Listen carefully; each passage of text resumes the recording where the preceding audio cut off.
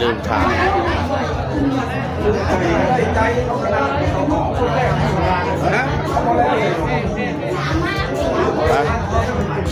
เปิดเสียงจำเปิดเสียงจำ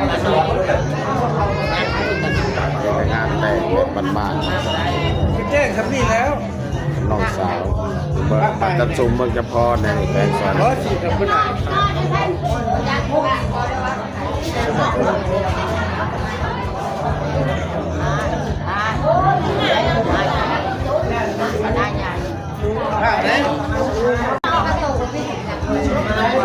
ก็ขึ้นดำแต่ลุงภูมิ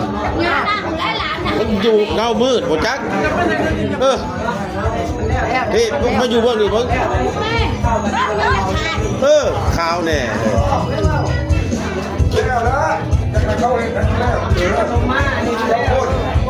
เขามาปูเขามาถ่ายรูปนี่นี่เอาถ่ายรูปกับลูกไก่นี่จะมีปูมีลุง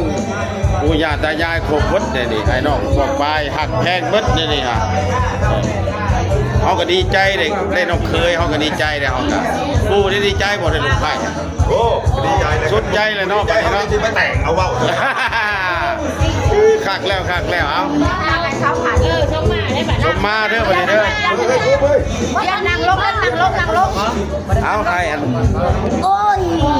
ให้เคยสมมาบัดนี้พิธีเพิ่น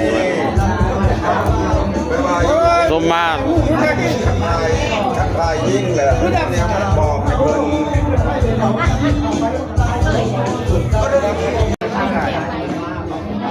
เคยสมมาบ่เฒ่าเป็นเฒ่าป้าลูกแล้วบาดนี้มันพอเลยแหละผู้เสือดำเว้ยมาทอนเว้ยมันดโย่บ่ได้ไปก่อน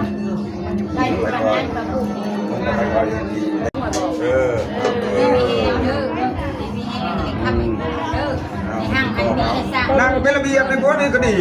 ให้รู้ว่าให้มันเข้าขอพูดว่าผมคอยนั่นมืดคนนั้นอยู่ใช้กระยาคุณน่าจะต้องดูว่าร้านธรรมดาไป